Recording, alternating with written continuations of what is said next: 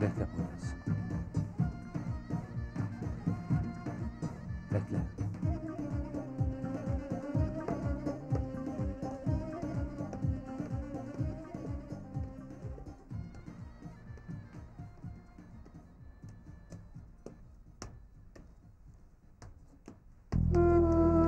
Hoş geldin Azat.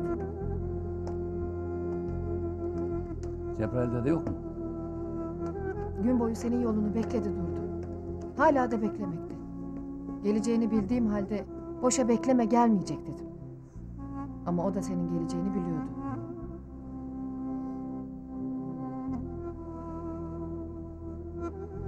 Hıdır'ı başka yerde aramayın. Çünkü onun kaybolmasına sebep benim. Yusuf da onunla beraber kaçırıldı.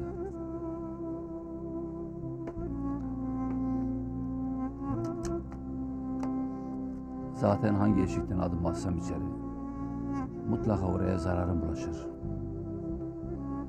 Bunu hep dedim.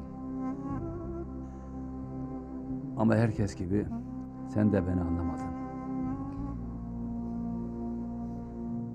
Bak Azat. Geriye dönmeyelim. Tartışmanın da yeri ve zamanı değil. Bundan sonra ne yaparız ona bakalım. Benden dolayı korkun nedir ki? Sana dedim. Şu saatten sonra seninle yalnız yaşamaya değil, ölmeye de hazırım.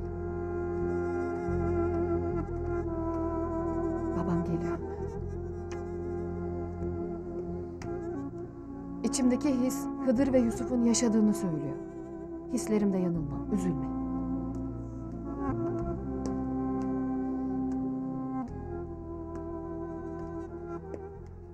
Selamünaleyküm. Aleykümselam. Öpeyim. İşin doğrusu töre gelmez dediyse de ben geleceğini biliyordum. İyi ki geldin. Hele buyur otur şöyle.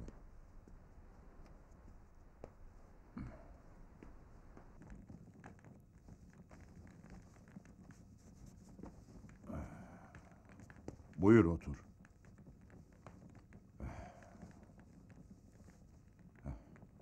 Azat, geçmişi bırak. Şu an ne düşündüğünü de biliyorum. Evet oğlum. Hıdır'ın kaybolmasında kendinde sebep görmektesin. Her şey olacağına varır. Sen benim yanıma gelmekte geç kaldın. Benim tek varlığım, anasının bana emaneti, kızım törenin gözyaşlarının dinmeyeceğini bildiğim halde senin cesaretini, yiğitliğini, dürüstlüğünü, eline, beline, diline sahip olduğunu göz önüne alarak kızımı sana verdim.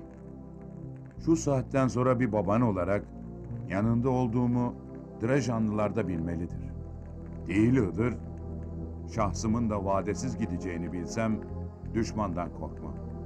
Ama biz insanlar münafıkların karşısında direnmek zorundayız. Ama bunu kan akıtarak yapmamalıyız. Çünkü o zaman onların nifak tohumlarını yok etmek yerine yaşatmış oluruz. Ben şu an barışa elçi olmak istiyorum. Düşmanın ne kadar kötü olduğunu bildiğim halde. Gel beni dinle, sabırlı ol. Metanetli ol. Nefsine hakim olduğun gibi düşüncelerine de hakim ol. Cebrail dedi.